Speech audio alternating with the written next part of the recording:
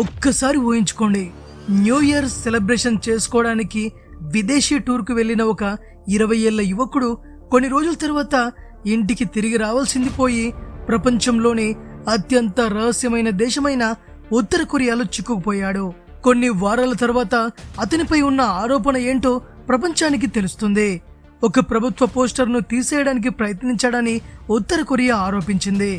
కానీ ఆ ఆరోపణకు అతనికి ఏకంగా 15 సంవత్సరాల జైలు శిక్ష పడింది. అయితే అసలు షాకింగ్ విషయం ఇంకా ముందుంది. 17 నెలల తర్వాత అతను అమెరికాకు తిరిగి వచ్చినప్పుడు అతను మాట్లాడలేకపోయాడు, నడవలేకపోతున్నాడు, తన తల్లిదండ్రులను కూడా గుర్తుపట్టలేకపోతున్నాడు. ఆ తర్వాత కేవలం 6 రోజులకే అతను మరణించాడు. అసలు ఆ 17 నెలల్లో ఏం జరిగింది? ఇప్పటికీ ప్రపంచాన్ని వెంటాడుతున్న ఆ మిస్టరీ కథ గురించే ఇప్పుడు ఈ వీడియోలో తెలుసుకుందాం. అది 2015వ సంవత్సరం. అమెరికాలోని వర్జీనియా యూనివర్సిటీలో చదువుతున్న ఒట్టో వార్మిబియర్ అనే యువకుడు తన జీవితాన్ని ఆనందంగా గడుపుతున్నాడు. అతను చదువులో తెలివైన విద్యార్థి, స్పోర్ట్స్లో కూడా మంచి పేరుంది, భవిష్యత్తు ఎంతో ఆశాజనకంగా కనిపిస్తోంది. కానీ చిన్నప్పటి నుంచి అతనికి ఒక ప్రత్యేకమైన ఆసక్తి ఉండేది, ప్రపంచంలోని రహస్య దేశాల గురించి తెలుసుకోవాలని, ముఖ్యంగా ఉత్తర కొరియా గురించి. అలాంటి సమయంలో అతనికి ఒక టూర్ ప్రకటన కనిపించింది, తక్కువ ఖర్చుతో ఉత్తర కొరియా పర్యటన అని. దాన్ని చూసిన వెంటనే 2016 న్యూ ఇయర్ని అక్కడే జరుపుకోవాలని నిర్ణయించుకున్నాడు. అదే నిర్ణయం అతని జీవితాన్ని తలకిందులుగా మార్చేస్తుందని అతనికి అప్పటికీ తెలీదు. 2015 డిసెంబర్ 29న ఒట్టో తన టూర్ గ్రూప్తో కలిసి చైనాలోని బీజింగ్ నుంచి ఉత్తర కొరియాకు బయలుదేరాడు.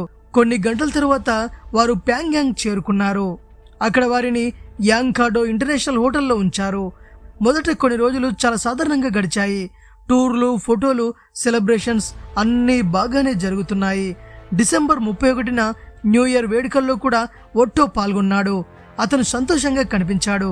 అయితే ఎవ్వరూ ఊహించలేదు అది అతను స్వేచ్ఛగా గడిపే చివరి రాత్రి అవుతుందని. 2016 జనవరి 2 అందరూ తిరుగు ప్రయాణానికి విమానాశ్రయానికి చేరుకున్నారు. ఒట్టో కూడా వారితోనే ఉన్నాడు. విమానంలో ఎక్కబోతున్నాడన్న సమయంలో 2 గార్డులు అతని దగ్గరికి వచ్చారు. భుజంపై చేయి వేసి తమ వెంట రావాలని చెప్పారు.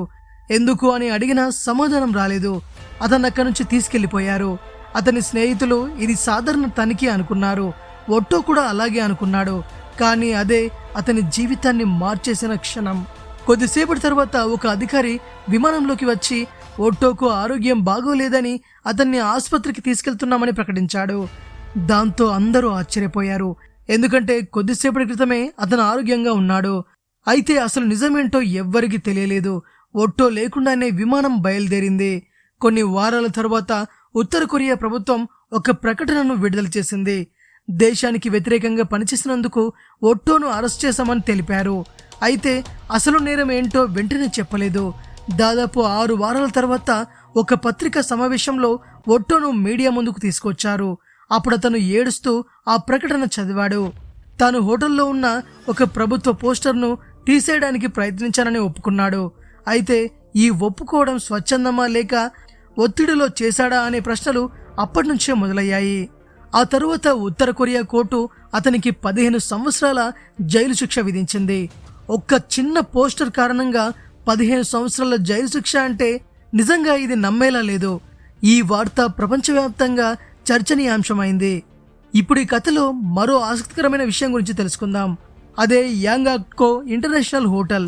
ఒట్టో బస చేసిన ఇదే హోటల్ తరువాత ప్రపంచవ్యాప్తంగా చర్చకొచ్చింది. ఎందుకంటే ఈ హోటల్ గురించి ఎన్నో మిస్టరీ కథలు ఉన్నాయి. ఈ హోటల్ ప్యాంగ్యాంగ్ నగరంలో ఒక చిన్న ద్వీపం మీద నిర్మించబడింది. చుట్టూ నది ఉండడంతో పర్యాటకులు అనుమతి లేకుండా బయటకు వెళ్లడం దాదాపు అసాధ్యం. అందుకే కొందరు దీన్ని సాధారణ హోటల్ కంటే ఎక్కువ సెక్యూరిటీ ఉన్న ప్లేస్గా భావిస్తారు. కానీ ఈ హోటల్ను ఇంత పాపులర్ చేసిన విషయం ఇంకొకటి ఉంది. అదే రహస్య 5వ అంతస్తు. కొన్ని సంవత్సరాలుగా ఇక్కడికి వెళ్లిన విదేశీ పర్యాటకులు ఒక విచిత్రమైన విషయం గమనించారు.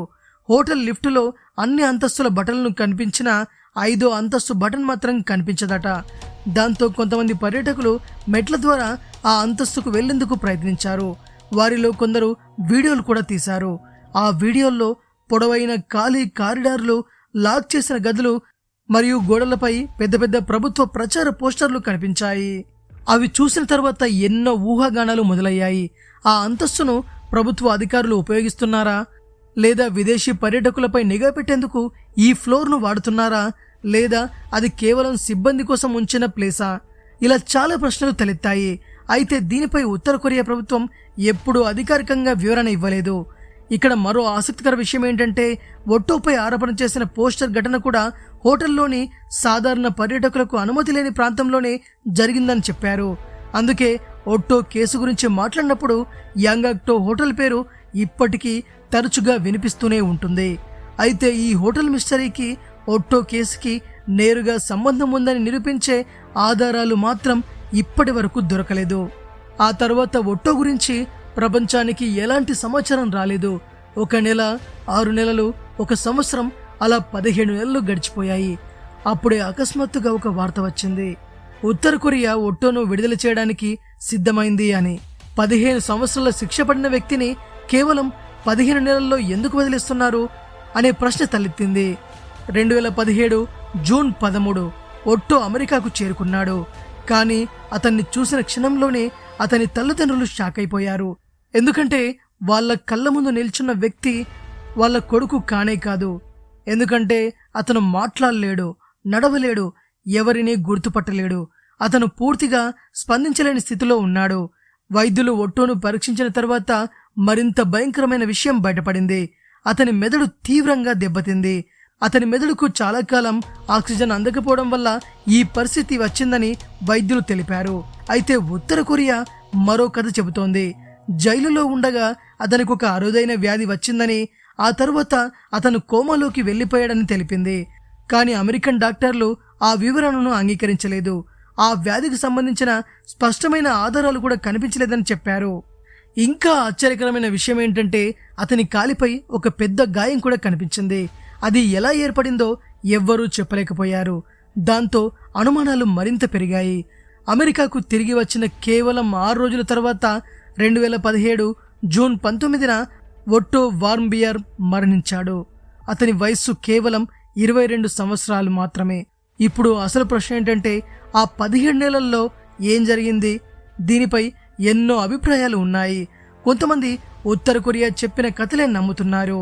మరికొందరు జైల్లో ఏదో తీవ్రమైన ఘటన జరిగి ఉండొచ్చని అనుకుంటున్నారు. మరికొందరు రాజకీయ కారణాల వల్ల అతను బలయ్యాడని భావిస్తున్నారు. కానీ నిజం ఏదైనా కావచ్చు, ఒక విషయం మాత్రం మారదు. ఆరోగ్యంగా ఉత్తర కొరియాకు వెళ్లిన ఒక యువకుడు 15 నెలల తర్వాత పూర్తిగా మారిపోయిన స్థితిలో తిరిగి వచ్చాడు. ఆ తర్వాత కేవలం 6 రోజులకే మరణించాడు. ఈ రోజు కూడా ఒక ప్రశ్నకు సమాధానం దొరకలేదు. ఒట్టోకు నిజంగా ఏం జరిగింది? ఆ ప్రశ్నకు సమాధానం బహుశా ఉత్తర కొరియా జైలు గోడల మధ్య దాగిపోయి ఉండవచ్చు. అందుకే ఒట్టో వార్మ్బియర్ కథ ఇప్పటికీ ప్రపంచంలో అత్యంత విషాదకరమైన మోస్ట్ మిస్టీరియస్ కేసులలో ఒకటిగా మిగిలిపోయింది. ఇదే విషయం ఫ్రెండ్స్. ఈ వీడియో కనుక మీకు నచ్చినట్టయితే లైక్ చేయండి, షేర్ చేయండి. మరిన్ని ఇంట్రెస్టింగ్ వీడియోస్ కోసం తెలుగు బ్రెయిన్ ఛానల్ని తప్పక సబ్స్క్రైబ్ చేసుకోండి.